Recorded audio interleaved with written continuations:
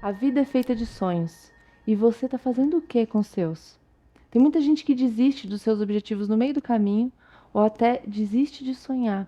Mas se todo mundo resolver fazer isso, o mundo fica estagnado. Porque tudo que existe de inovação e novidade no mundo saiu do sonho de alguém. Eu sou a Vanessa Sesnick, sou doutora em psicologia e o Vozes de Superação nasceu para te inspirar a superar os seus desafios em direção aos seus sonhos. E hoje eu estou aqui com o prazer de trazer um convidado para contar a história de superação dele, na realização do sonho dele, para contar aquilo que deu medo, que deu desafio e principalmente o segredo que ele teve para conseguir superar esses desafios. Estou aqui com Anderson Cavalcante, fundador da Buzz Editora. É um prazer estar aqui com você. Muito obrigada Eu que por agradeço. aceitar estar aqui Uma honra compartilhando estar aqui a com sua você. história de superação. Um prazer enorme estar aqui com você. Que legal. Eu vou começar já começando. Quero saber que sonhos que você já realizou, conta que objetivos, que medos, que obstáculos. Vai falando no seu flow e a gente vai batendo esse papo. Pode ser? Nossa, Vanessa, eu já realizei muitos sonhos e tenho muitos sonhos ainda para realizar. Eu também. Eu venho de uma família pobre, então no início da minha vida era primeiro sonho era assim, pô, vou constituir uma família, vou achar uma mulher incrível e vou ter filhos. Sempre pensei nisso, né? Com 14 anos de idade eu já sabia qual ia ser o nome do meu primeiro filho. Olha que maluquice.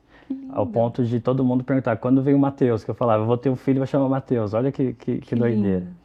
E eu tinha um desejo de empreender, de montar uma empresa. Da onde que veio isso eu não sei, mas eu sei que eu sempre tive esse sonho. E meus pais, até pela origem, falavam assim, não, né, o importante é você trabalhar no lugar, fazer carreira, tal. Eu falava, não, vou ter minha empresa e vou ter gente. Mas eu sei onde nasceu esse sonho. Esse sonho eu tinha 9 anos, 9 para 10 anos de idade. Eu estava com meu pai, a história dos meus pais, só para você entender um pouquinho, né? Meu pai vem de Pernambuco, como ele costuma dizer, a mala era um saco de pano, o cadeado era um nó. Minha mãe veio da Bahia e, enfim, se conheceram aqui com essa origem, né? E acabaram se apaixonando e decidiram casar e tudo mais. E meu pai foi metalúrgico, minha mãe era empregada doméstica. Então o que aconteceu? Um dia eu estava no supermercado com meu pai, com meus pais fazendo compra, que eu tinha 9 para 10, e aí chegou um senhor e falou assim, Cavalcante, vem aqui, Cavalcante, preciso te apresentar. Chamou a mulher dele, chamou os filhos dele, falou assim, esse aqui é o Cavalcante, que eu falo para vocês, esse é o Cavalcante que me ensinou isso, tal. Cavalcante, quero te agradecer, porque tudo que eu aprendi foi com você e tal.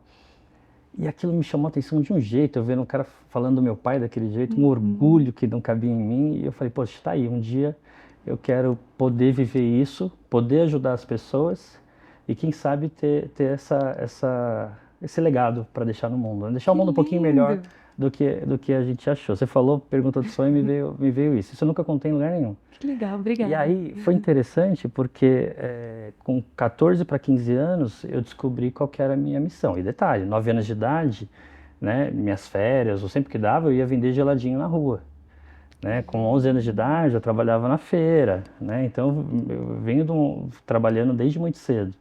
Com 15 para 16 anos eu era um office boy numa empresa de entregas e aí com 16 eu fui trabalhar numa editora. Olha que maluquice. Então com 16 Fazendo anos, o quê? minha mãe, então fui entrar de office boy. Que Minha mãe trabalhava de empregada para gerente dessa editora e ela me convidou para ir fazer um bico lá, para digitar uma mala direta. E aí acabou que ela, para ajudar a gente, me contratou como office boy trabalhando nessa empresa, que era melhor do que a empresa que eu estava. Tinha benefício, aquela coisa toda.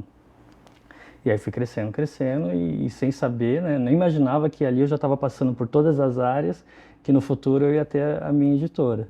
Mas voltando para essa experiência do meu pai, 14 para 15 anos, me veio uma intuição que era assim, meu propósito de vida, né, minha missão de vida, que era ajudar as pessoas a criarem significado em suas vidas e acreditarem sempre. Olha que, mas a gente assim, tem um propósito cedo. Meio parecido. Ah, é? Que bom! Que legal, que legal. E é um propósito que cada vez mais a gente precisa de pessoas como nós buscando contribuir com o próximo, né? Deixando esse mundo realmente um pouquinho melhor do que a gente encontrou. E ajudar as pessoas a criarem significado tem muito a ver com ter um sonho. Você abriu o programa falando disso, é isso, ajudar as pessoas a terem uma visão. Algo que elas querem buscar.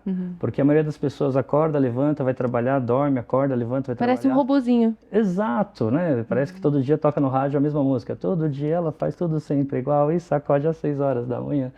E aí quando você vê que as pessoas têm que ter algo para buscar, algo para desejar, né? Então eu sempre tive esse propósito de fazer isso. E acreditar sempre, porque é muito difícil você continuar acreditando no seu sonho, no seu objetivo, né? Você vai ter um monte de gente torcendo contra, vai ter um monte de dificuldades, muitas pedras no Gente caminho. para proteger, fala, olha, melhor não tentar, porque Sim, olha, você não vai conseguir, vai se é frustrar, isso né? mesmo. E meus pais faziam muito isso, porque a realidade nossa era uma realidade muito diferente. Eu cresci num Sim, bairro chamado Jardim Mira, em São Paulo, que na minha época era o bairro mais perigoso de São Paulo. entendi. Hoje ele melhorou bastante, é o quarto mais perigoso. Hum, Olha aí. Então, assim, realmente a realidade nossa era muito distante de tudo que estava por vir. Mas o meu pai sempre disse uma coisa: estuda, estuda, estuda, porque o estudo vai fazer com que a gente saia daqui de onde a gente está e a gente possa ir para uma situação melhor. que legal. E eu sempre estudei muito e venho contando essa história aí. Imagina, ó, casei, né? Tenho 2 filhos lindos, maravilhosos. Veio o Casei com uma Matheus? mulher. Veio o Matheus, primeiro foi o Matheus. Depois o Bernardo. Tenho uma mulher incrível. Imagina, comecei a namorar com a minha esposa. Ela tinha 12 anos. Ela tinha acabado de fazer 13, aliás. E eu tinha 15 anos. A gente namorou 7 anos e estamos casados há 23 anos. Olha Lindo. que história, né? Que é muito raro isso. É raro mesmo. E sempre baseado em princípios e os sonhos que a gente vem sonhando juntos, né? Então, Vamos lá. Agora eu quero saber mais. Você falou que você começou como office boy, aí começou a trabalhar na editora. Quando foi que você falou, quero abrir a minha editora? não era ainda editora, eu queria ter um negócio. Antes da editora, eu tive outros negócios também. Ah, interessante. Bom saber isso. Olha o espírito empreendedor que veio não sei da onde, né? Mas quando eu tinha 15 para 16, ainda nessa época, eu montei uma loja de R$ 1,99. O meu sogro tinha uma loja de eletrônicos e tinha garagem que ele guardava o carro, num bairro comercial. E eu falei, e se eu usasse aqui a sua garagem, né? Você estaciona na rua, você se vira, mas para eu montar uma loja. E montei.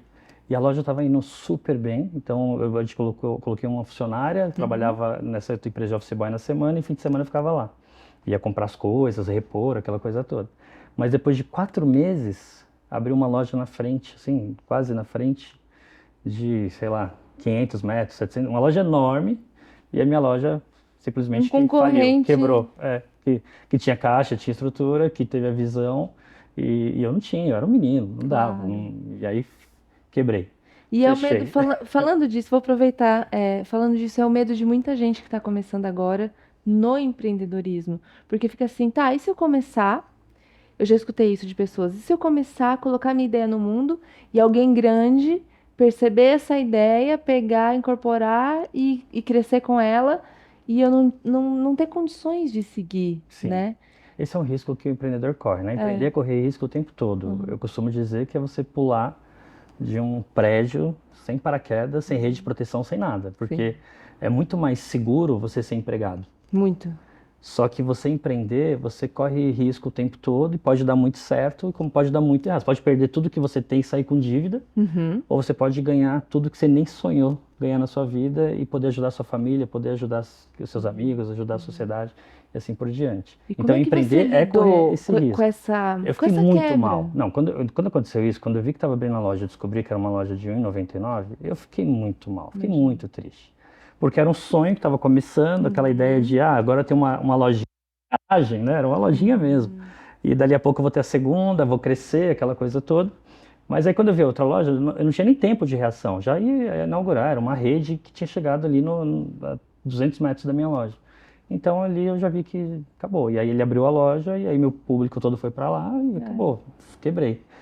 É muito triste você ter que desmontar as coisas, né? As prateleiras e doar ou arrumar alguém para comprar aquilo usado.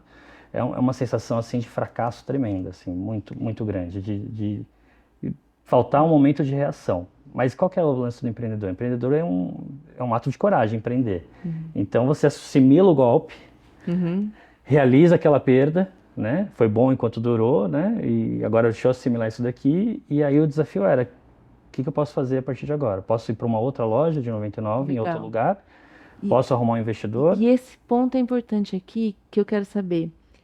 Entre o momento do fracasso e o momento, será que tem outra coisa para fazer? Tem um abismo, Tem um abismo um buraco.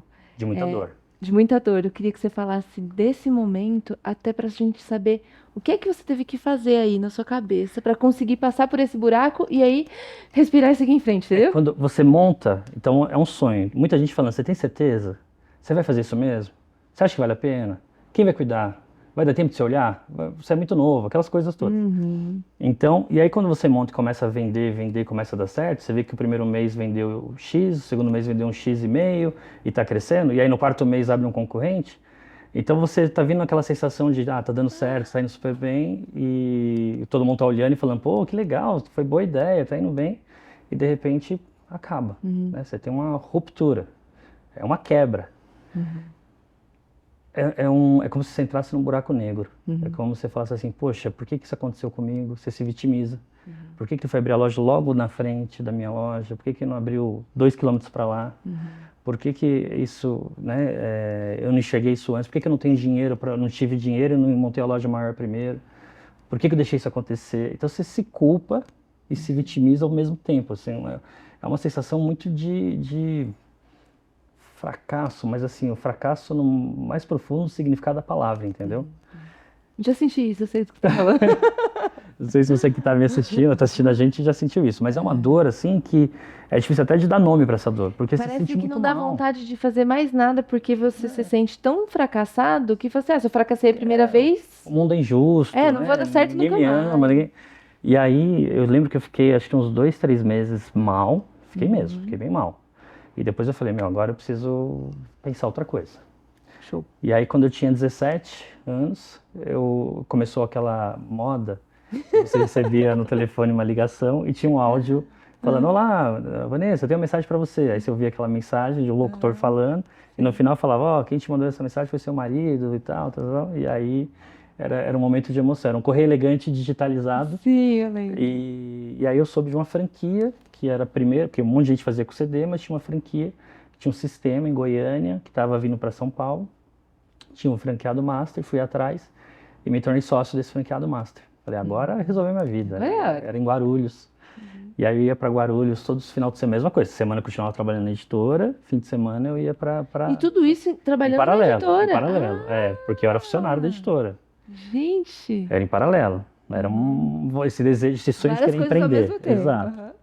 Então eu sempre trabalhei de fim de semana. Então semana era meu trabalho como CLT, empregado, e fim de semana cuidando do meu sonho, que era para no futuro eu poder ter aquilo acontecendo. E a empresa foi bem, foi crescendo, até que eu percebi que eu estava sendo roubado. Aí eu falei, não, vou sair agora. Aí foi pior do que a primeira vez. Porque a empresa estava indo bem, mas eu descobri que eu estava sendo lesado. E aí eu tenho uma coisa que eu aprendi muito com meus pais, assim, você tem que respeitar os seus princípios, seus valores. E eu tenho um valor que eu gosto muito, que é o valor da integridade. Tanto que a minha empresa, uma das minhas empresas, chama Integridade. Legal. E a integridade, na minha visão, é um dos valores mais difíceis de você vivê-lo, porque ele te coloca em teste o tempo todo. E aí quando quebrou esse princípio, né, também a questão da lealdade, questão da confiança, do respeito, aí eu mais um projeto. E ainda tinha um outro problema, que estava crescendo o negócio e eu tinha que sair porque eu não queria estar do lado de quem eu não confiava mais. Sim. E é uma quebra, para mim, quando quebra a confiança e a lealdade, é uma dor muito grande, porque quebra não só uma coisa, quebra uma relação humana. É muito maior. E não é que só quebra aquela relação com a pessoa que te traiu ou que te lesou. Você corre o risco de levar isso para sua vida e começar a tratar as outras pessoas com esse mesmo cuidado. Como se todos fossem traidores. Se a qualquer momento pudessem te fazerem algo mal, algo do mal. Então, assim, era uma situação, e eu era muito jovem ainda, estava 18 anos, então, assim, eu não tinha também maturidade para saber assimilar aquele golpe.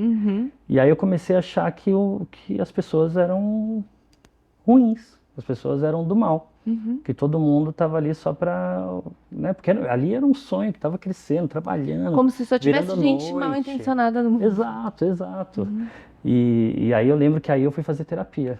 Porque se eu não tivesse feito terapia naquele momento, talvez eu tivesse mudado meu jeito de ser. Porque assim, eu vou falar já, né? Mas acabei escrevendo alguns livros, mas em um dos meus livros eu tenho uma frase que eu ouvi dizer que é do Roberto Marinho, era do Roberto Marinho, que é assim, eu prefiro ser traído que viver desconfiando das pessoas. E eu sempre fui assim. Que legal. Então, quando eu vi essa frase, eu falei, essa frase não é dele, essa frase é minha, porque é isso. Vou pegar ela pra mim também. Eu prefiro ser traído do que viver desconfiando das pessoas, porque tem dois tipos de pessoas no mundo, tem um monte de tipos, mas dois que prevalecem. Aquelas que são sempre desconfiadas, então você tem que conquistar a confiança dela, mas ela sempre acha que você vai fazer alguma coisa, ela sempre tá com a guarda levantada. E tem gente que confia, sabendo que pode ser que dê super certa relação e pode ser que lá na frente você seja traído ou tenha uma falsidade, alguma coisa. Eu sou da segunda opção. Eu não consigo ficar o tempo todo com a guarda levantada, então eu me entrego, Até me porque dedico. cansa, né? Imagino que sim, imagino que sim. Então eu acho que sai mais barato você correr o risco de ser traído, mas se dedicar de forma intensa e verdadeira às relações, do que você pegar e ficar sempre com o pé atrás. Sim. Lógico que isso aconteceu outras vezes na vida, e eu sei que vão acontecer outras vezes, mas é da minha natureza, entendeu? Minha natureza é desse jeito. Aí eu falei, poxa, complicado. Aí esse baque eu fiquei mal. Fiquei mal porque, assim, eu falava, cara, por que comigo? Segunda vez, né? Tipo assim. E aí tem essa teoria de que, todo mundo abre um negócio, quebra 2 vezes para dar certo na terceira, né? Tem isso? Tem uma conversa dessa aí do mundo dos empreendedores. E aí eu falava, isso que eu só fui descobrir muito mais tarde também. Mas aí eu peguei e voltei a estudar bastante. Estudar e dedicado na editora. Fui crescendo na editora. Eu entrei em 94 lá, até que em 2000 me tornei sócio da editora.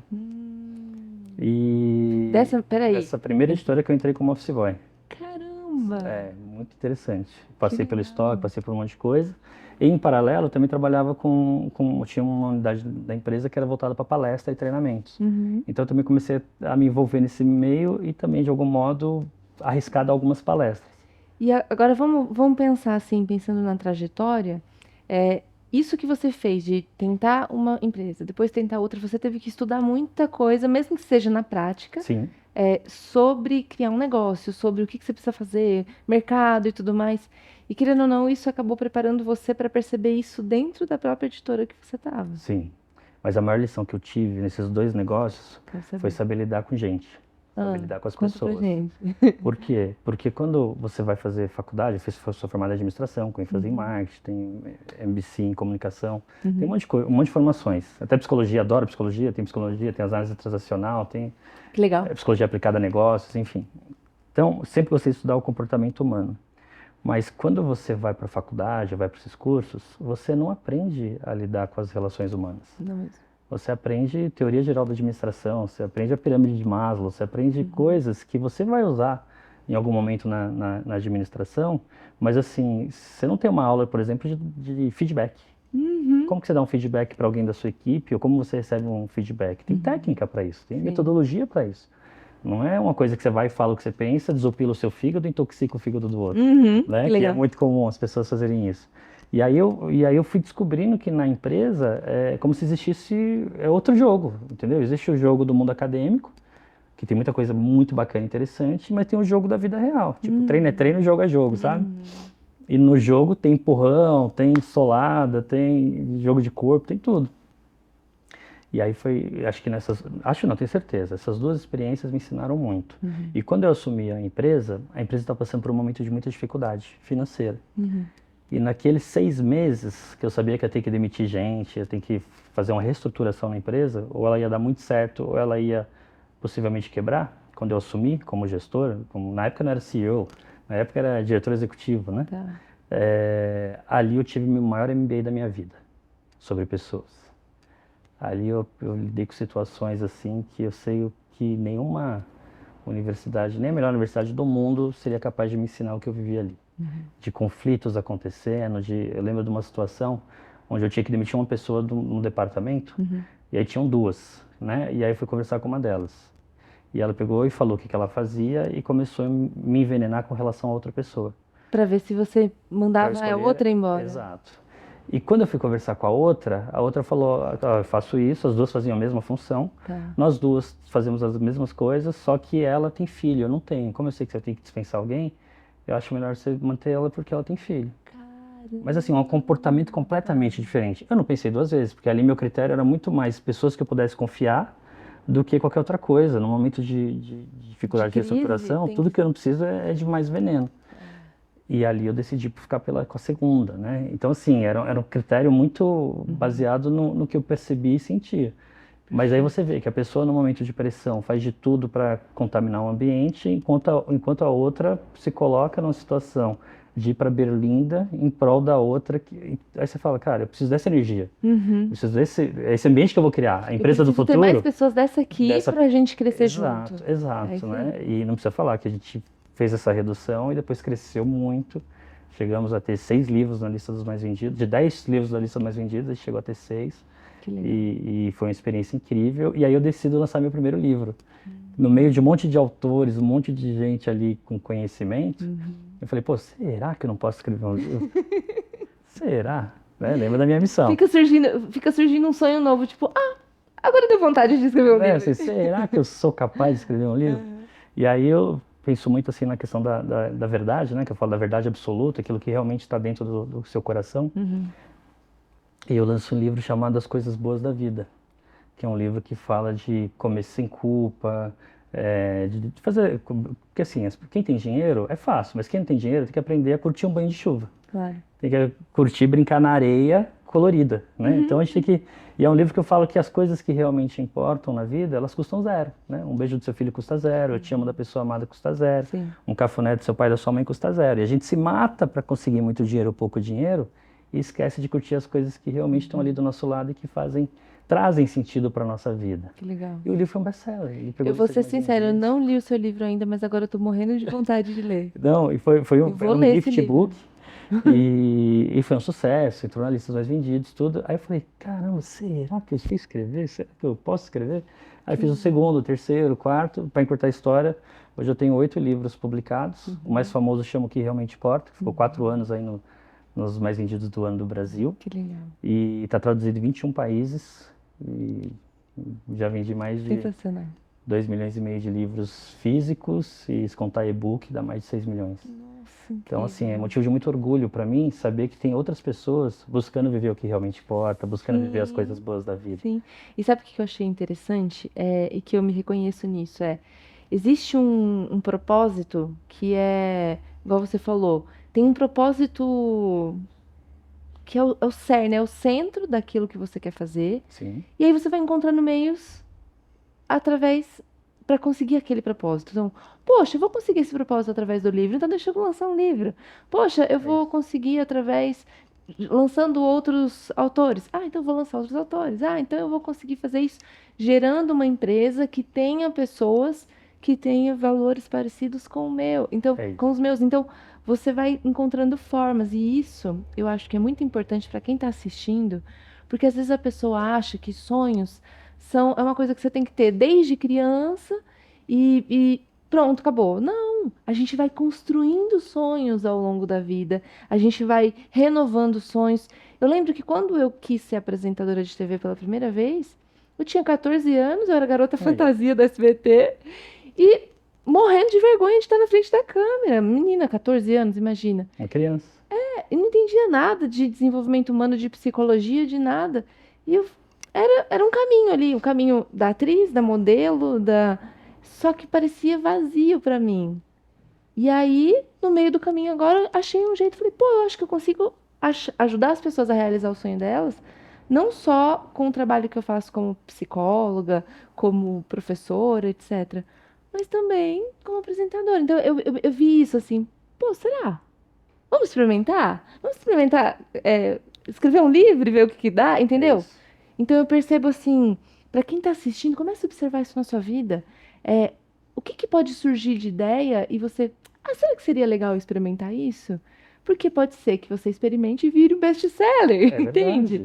Então, essa essência é muito legal. E tá disposto a correr esse risco, né? De se entregar. Porque às vezes você sente uma coisa, uma intuição dentro de você, algo gritando dentro de você, e você fica lutando contra isso. Legal. Não pode, você tem que dar espaço para essa sua percepção e experimentar. Isso que você falou é fundamental, porque as pessoas não querem experimentar. Por quê? Porque o marido falou, imagina, você não vai fazer isso. A esposa falou, que isso não é com você. A mãe, o pai, o chefe. Não. Eu tenho tantas histórias legais, porque aí, trabalhando com editora, vou fazer 29 anos que eu estou no mercado editorial. Então eu tenho muita história para contar de gente que não era conhecida e hoje são referências. Imagina, Padre Fábio de Mello, eu levei ele nos primeiros programas de televisão para lançar o livro dele Que legal. e hoje é o Padre Fábio de Mello que todo mundo conhece. Sim. O Gustavo Cerbasi, imagina, conheci o Gustavo Cerbasi, ele era professor substituto na USP, entendeu? Então, tudo que a gente fez. O Caio Carneiro, né, do próprio Seja Foda, Flávio Augusto, né, eu conheci o Flávio Augusto não era bilionário, quando eu fui falar com ele. Então, assim, eu falo que Deus gosta muito de mim, que eu conheço as pessoas antes delas se tornarem o potencial máximo que elas são. Que legal. E aí você vê as histórias, né, o próprio Isamitiba, né, o Isamitiba, ele só atendia no consultório dele. Quando a gente fez um trabalho para estimular, para ele fazer palestras pelo Brasil, a pergunta era, mas, poxa, eu atendo aqui, sei lá, 10 pessoas por dia, ele era, se não o psicólogo mais caro do Brasil, o psiquiatra mais caro, era o segundo mais caro, mas acho que era mais caro. E como que eu vou sair? Não, você vai sair, você vai viajar, você vai fazer o Bom Dia Brasília, por exemplo, vai dar uma palestra lá para 2.000 pessoas, vai vender livro, vai ter mais... Quando você voltar para o consultório, o telefone vai tocar mais ainda, você não vai dar conta e você vai se tornar uma referência porque você está levando a sua mensagem para um número muito maior de pessoas. Você não pode, todo esse seu conhecimento é tão grandioso que não pode ficar guardado aqui dentro do consultório. Você tem que ajudar as pessoas daqui, até porque também você se nutre disso, mas você tem que levar isso para mais gente. Esse é o propósito, né? Poder transformar a vida das pessoas. E um ponto importante que você falou assim, precisa ter coragem para fazer isso. Por que você acha que tem que ter coragem? Porque é como se você estivesse nadando num rio contra a correnteza. O Paulo Gaudenzi que dizia, né? Sucesso é você em cima de uma árvore e 30 pessoas sacudindo para você cair. É mais ou menos isso, porque assim, é tudo contra você, né? Nosso dia não é fácil, Vanessa, você para pensar. Ó, vamos pegar nós, seres, né, normais. Você acorda com uma energia. Toma café com seu marido, com seus filhos, leva para a escola, com outra energia. Você pega o elevador, às vezes encontra com alguém, você fala bom dia, a pessoa já não te responde. Sim. Aí você pega o trânsito para ir para o trabalho, você está na fila ali direitinho para sair à direita, aí vem aqueles espertos que querem cortar toda a fila para cortar ali na frente. Então você já chega no trabalho com uma energia diferente daquela que você saiu de casa. Você trabalha o dia inteiro, matando um leão por dia e amarrando outro para amanhã, ou 10. Aí no final do dia você volta para casa, cuida do marido, cuida da esposa, e aí você... Ou seja, é muito difícil. Quando você tem um propósito, e quanto maior for esse seu propósito, mais desgastante vai ser. Mais gente torcendo contra você vai ter, menos apoio. É triste dizer isso, mas é assim que funciona. Às vezes pessoas que falam que apoiam, mas Na por sua trás frente. não. É só na sua frente. Só na frente, Não fazem nada por onde, né? Quantas pessoas falam, a pessoa está com um projeto social, fala, eu quero entrar, eu vou entrar, então tá bom, olha, precisa me ajudar aqui. E aí, dia seguinte você manda mensagem, a pessoa não responde, aí você liga, a pessoa não atende, e passou, e ficou. Isso acontece o tempo todo. E aí se você desistir do seu projeto social, por causa daquelas pessoas, você está prejudicando o seu sonho. Um monte de gente. E um monte de gente que estaria se beneficiando desse projeto. Então, assim, o seu foco nunca pode estar ali. Tem que estar no seu cliente, né? No Cliente público final. que você está buscando. Eu lembro uma vez que eu fiz participava de um projeto social em um bairro chamado Vila dos Apurados.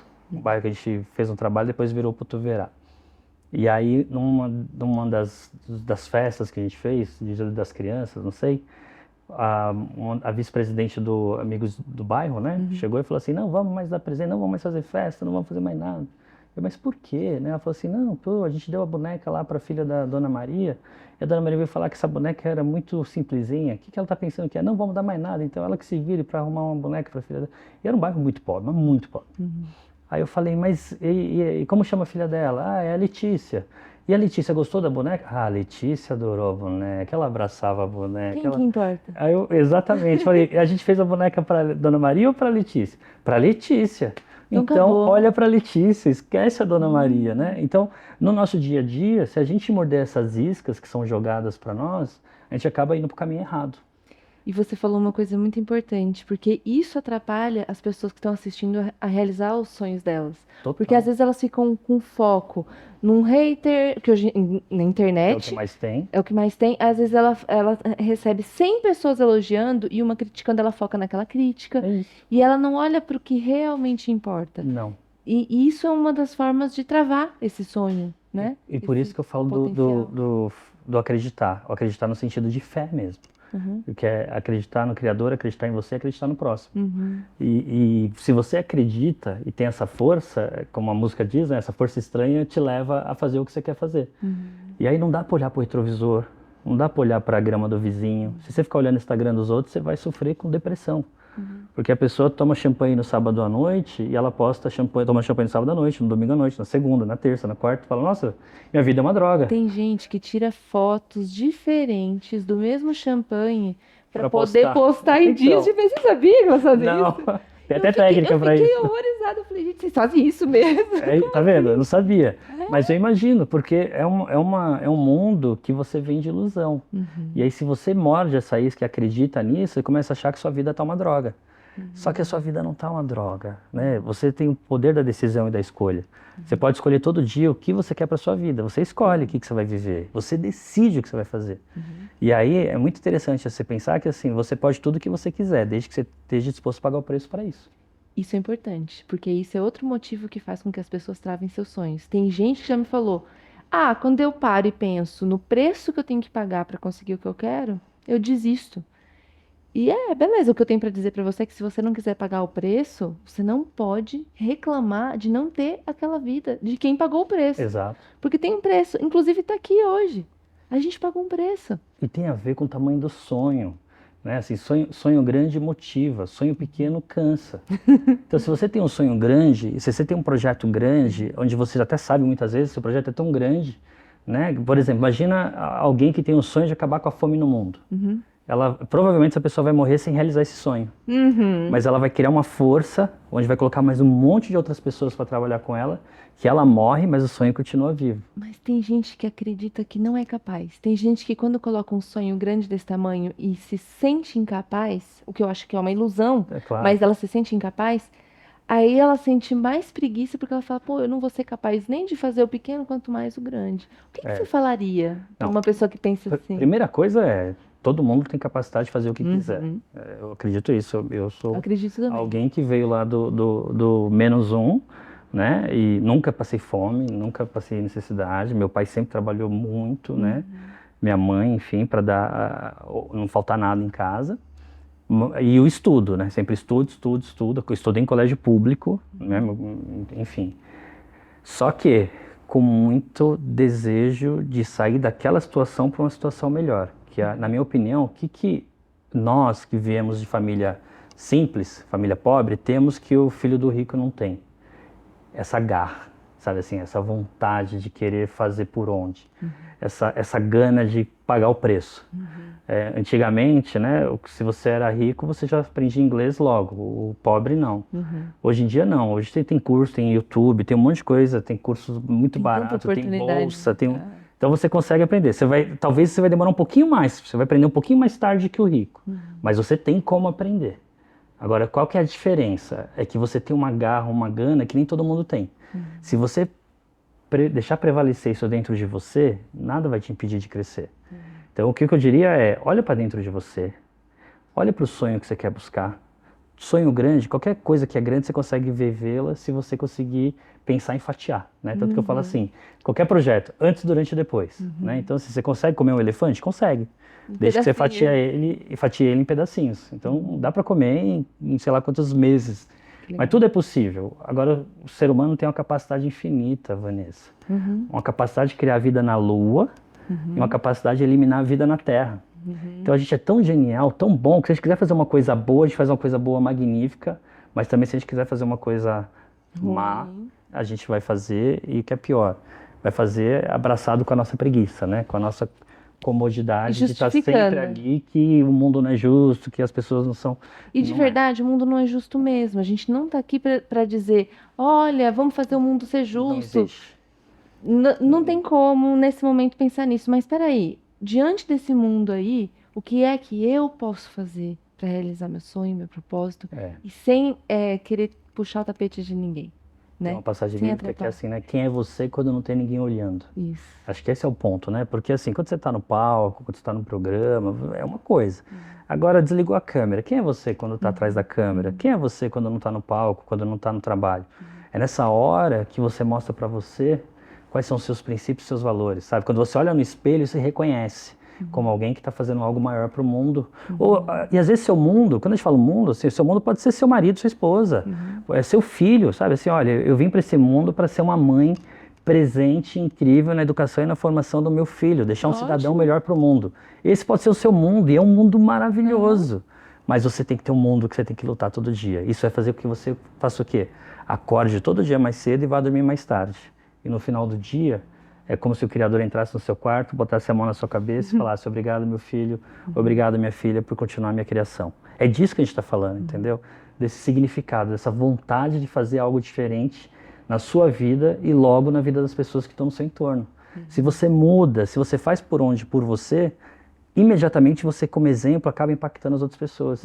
E a coisa começa a acontecer, acontecer, acontecer. E quando você menos imaginar, você criou uma corrente do bem, né? Criou um ambiente favorável para poder florescer pessoas boas. Sensacional. Agora me fala o seguinte, se você fosse olhar lá para o Anderson desde o começo até agora, qual foi a maior mudança de mentalidade que você teve que experimentar em você para dar conta de sustentar esse homem que você é hoje, esse empresário que você é hoje, Sim. esses sonhos que você tem hoje? Foi saber lidar com a rejeição, É? com a objeção, com o não. Eu vendia geladinho, eu vendia coxinha. E eu lembro que uma vez eu fui vender coxinha numa corrida de Fórmula 1 e eu não vendi nenhuma coxinha naquele dia. E eu ainda tomei cacetada do policial, que o pessoal estava no muro, a gente estava no meio lá tentando vender, e ainda aquele dia eu me senti assim muito humilhado, me senti muito mal. Eu me senti assim como se eu fosse a escória da sociedade, sabe? Eu não tinha nem a capacidade de vender o salgado, porque assim, minha mãe fez, gastou material, eu levei e não consegui vender. Hoje eu consigo pensar assim, pô, será que eu estava com a roupa adequada? Será que o isopor estava limpinho, bonitinho? Mas na época eu não tinha esse discernimento. Será que eu estava no ponto certo, né? Se eu estava na entrada certa? Porque se o pessoal estava apanhando, eu não estava na entrada onde entra as pessoas comprar ingresso. Legal. Né? Comprariam coxinha? Será que eu apanhei porque eu estava vendendo coxinha ou porque eu estava subindo no muro tentando ver também a corrida? Então assim, eu não lembro de tudo, porque eu era muito pequeno. Mas assim, a mudança de mentalidade foi assim, peraí, se eu hoje estou vivendo essa realidade e eu estou passando por isso, e tem gente que não passa por isso, o que eu preciso fazer para não viver isso nunca mais na minha vida? Porque é muito humilhante. Sim. E aí você começa a se perguntar, ao invés de se vitimar, você começa a se perguntar, o que o pessoal que estava entrando pelo outro portão, né? Isso hoje, naquela época não tinha esse discernimento. Sim. Mas assim, o pessoal que entrou no paddock, no camarote, estava entrando por onde? Né? Será que coxinha era o melhor? Será que eles comprariam coxinha? Porque eles coxinha é uma coisa... alfajor. Exato, embalado, bonitinho. A coxinha não era embalada, bonitinha. Então assim, será que o preço estava certo? Enfim, será que eu cheguei na hora certa? Porque já estava na hora da corrida. Será que eu tinha que estar lá antes? Esses questionamentos são muito importantes e isso que você está trazendo é muito importante para as pessoas, porque às vezes elas estão passando por algo muito parecido. Às vezes elas vão pensar no mundo digital, elas jogam um vídeo na internet que não é bem recebido, ou é rejeitado, ou ela tenta vender um produto que não é bem recebido e ela começa a achar, não, o problema sou eu, ninguém nunca vai querer uma coisa minha. Só que se você para, distancia, olha de fora e fala, será que o preço estava certo? Será que eu ofereci no dia certo do mês? Será que eu não abri o carrinho num dia que era um dia que as pessoas estavam querendo falar sobre outros assuntos e não esse? Vamos por no meio da eleição? Então, assim, começar a observar quais são os fatores, todos os fatores que envolvem aquilo, não só você, mas sim, você no meio desses outros fatores. E como você pode mudar isso. Eu aprendi ali que assim, só tem uma pessoa responsável pelo meu crescimento, essa pessoa sou eu mesmo. Meus pais podem me ajudar muito, me ajudaram muito, muito, muito, sou muito agradecido, são meus ídolos. Mas tem uma hora que é você e Deus, entendeu? Não tem, né, você começou ali um negócio, saiu na rua, tá com isopor, subiu no palco para fazer palestra, é você e Deus, não tem mais... É interessante que eu vou aproveitar e falar uma coisa, e nem sei se você concorda ou não, mas eu me senti à vontade de compartilhar, assim. Eu acredito que tem gente que fala de milagre, né? Sim, Eu acredito que o milagre está disponível para todos. A natureza, a possibilidade de criação de vida, de cocriação da vida, está disponível para todo mundo. Só que algumas pessoas conseguem pegar isso e transformar para outra vida, e outros não. É como se fosse um fluxo de vida que está ali, ó, para todo mundo. Só que algumas pessoas querem ir contra esse fluxo do milagre natural. natural Ali. ou da vida, vamos dizer assim, e outras pessoas aprendem a olhar e falar, não, peraí, deixa eu pegar esse rumo aqui, vamos ver o que que vai dar. Então eu percebo isso. Então quando você fala assim, é você e Deus, é quase que como se Deus já tivesse criado tudo e está disponível para todo mundo. É isso aí. Aquilo ali está disponível para todo mundo. Então é quase que é você com você. Vanessa, eu tenho um livro Você com chamado, você sozinho. meu 6º livro, se eu não estou enganado. Ah. Chama Você Acredita em Milagres? E eu falo que tem 2 tipos de milagres na minha visão. Uhum, Tem os milagres que são criados pelos homens uhum, e tem os milagres que são criados por Deus. Você não consegue definir. Então, assim, tem situações, por exemplo, né? Um casal está no ponto de ônibus lá no Rio Grande do Sul com um bebê de colo. Vem um carro capotando na direção deles, eles têm a reação de jogar o bebê longe, os 2 morrem e a criança não tem nenhum ferimento. uhum, Qual é o nome disso se não milagre? uhum, Né? Aquela criança, acho que foi na Austrália, a mãe tá com o carrinho de bebê esperando o metrô, de repente ela descuida, o carrinho cai, o trem arrasta aquele carrinho de bebê por mais de 30 metros, desacelerando, mas arrasta, e a criança sai dali viva, sem nenhum arranhão. uhum, Você olha o tamanho do trem, você olha uma criancinha, que você pega aquela mãozinha, aquele pezinho, a fragilidade da vida de uma criança frente a um trem, você fala, não vai sair com vida, e sai sem nenhum ferimento. uhum. Qual que é o nome disso se não milagre? Né? As pessoas dizem que, os estudos dizem que a gente não consegue ficar mais do que uma semana sem água. Aí tem um terremoto, ficou 12 dias. A última história que eu vi, foi uma pessoa que ficou soterrada por 28 dias. Qual que é o nome disso se não milagre? Então esses são os milagres de Deus. Você não consegue explicar, mas eles acontecem de algum jeito. E tem os milagres do homem. Você imagina um sujeito há mais de 110, 115 anos atrás, que só os pássaros voavam nessa época, ele olhar para o céu e falar, eu vou inventar um aparelho mais pesado que o ar capaz de voar. Estamos falando de Santos Dumont. E ele vai e destrói a ciência, né? A ciência fala, imagina, você é louco, e destrói a ciência. A inovação sempre vem do sonho de alguém. Exatamente. E aí, quantos milagres tem porque alguém acreditou naquilo e foi e pagou o preço para que aquilo acontecesse. Então, eu costumo dizer que o milagre não cai do céu. Eles são construídos todos os dias. Por quem? Por você. Pelas nossas Por você. escolhas. Exato. Pelas nossas escolhas. Então, assim, você tem que fazer por onde para viver os milagres da sua vida. E por isso que a gente vive numa plantação e colheita, né? Tem hora que a gente está plantando, tem hora que a gente está colhendo, né? Meu pai sempre falou assim, quem planta tomate, colhe tomate. Quem planta laranja, colhe laranja. Quem planta amor, colhe amor. Quem planta trabalho, colhe resultado. Agora, se você não está gostando do que você está colhendo, começa a reparar no que você tem plantado na sua vida. Perfeito. Que é aí que você tem que rever. E se você fosse trazer uma mensagem para as pessoas que estão assistindo a gente, no sentido de falar que mudança de mentalidade você acha que seria importante para ela, olhando para a sua história de superação, pensando nas pessoas que de repente estão naquele mesmo buraco que você, ou porque ela abriu o primeiro negócio e faliu, porque teve um concorrente maior, ou porque ela caiu no buraco de ser traída num negócio dela, na vida dela. Então ela está dentro de um buraco hoje. Que mudança de mentalidade você falaria que é importante para ela? Faria uma provocação para essa pessoa, para ela Pode pensar. até fazer lá para Eu câmera. faria uma provocação para você, ou para aquele seu amigo que precisa ouvir isso, para pensar em 3 perguntinhas que você tem que ter na sua vida, uma resposta que você, de fato, viva no seu dia a dia.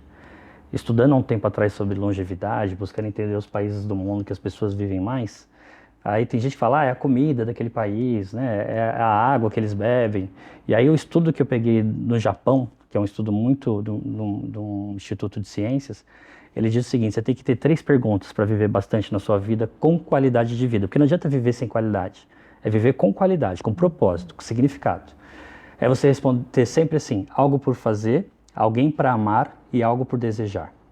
Algo por fazer é todo dia você acordar se sentindo útil, realizado. Sabe assim, você está cuidando do seu filho, está levando o seu cachorro para fazer as necessidades dele na rua e depois brincar e tal. Está comendo aquilo que você tem vontade, está cuidando das flores da sua casa, está fazendo alguma coisa que você sinta que você tem utilidade, você tem uma função todo dia para fazer. Segundo, alguém para amar. Poxa, o barato da vida é você acordar e olhar para o lado e ter alguém que você possa compartilhar a sua vida. Não existe lugar melhor no mundo do que o aconchego do colo da pessoa amada.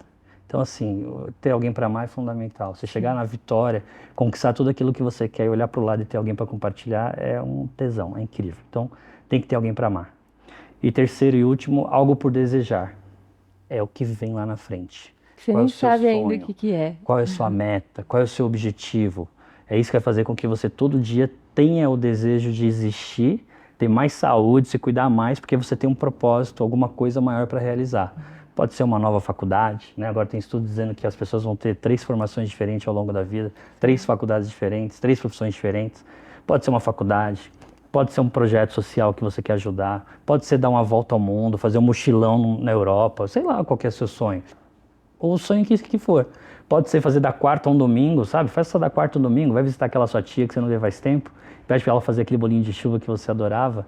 Mas por que tem que ser só no domingo para visitar sua tia? Por que não posso ir na quarta? Pode ir na quarta. Então assim, mas algo que você almeja, algo que você queira fazer e vai buscar isso, e quando você realizar isso, pense em outra coisa, outra coisa, outra coisa, né? Sensacional. E ponto. Aí eu acho que esses 3, se você tiver resposta na sua vida prática para essas 3 provocações, você vai ter uma vida muito longeva. Perfeito. Anderson, não poderia, assim, querer uma estreia de programa melhor do que essa. Assim, estou muito feliz com esse nosso bate-papo. Eu ficaria aqui o dia inteiro conversando de histórias. Infelizmente, a gente tem que terminar. Agradeço o seu Mas, carinho. assim, foi incrível, assim, você poder compartilhar isso de você. Até histórias que você disse que nunca Nunca compartilhou contei. antes. Então, assim, obrigada pela confiança, obrigada pela troca. O nosso objetivo aqui é justamente contribuir com esse propósito que você falou, ajudar as pessoas e criar um mundo melhor do que o que a gente trouxe de quando a gente nasceu, de quando a gente veio. E para quem está aqui assistindo, aproveite esse momento. É, pegue esses insights, essas viradas de chave, essa história de superação do Anderson e comece a olhar para a sua vida. O que que ele falou que de repente encaixa com o que você está vivendo agora e que você pode adaptar dentro da sua vida? O que é que ele falou da vida dele que de repente você pode olhar e falar: Poxa, meu amigo poderia ouvir isso e seria bom para ele. Aproveite esse conteúdo que está aqui para poder observar a sua vida, refletir e seguir seus sonhos. Lembre-se de uma coisa muito importante: o seu tempo ainda não acabou. Supere o que você precisa e siga em frente. Combinado?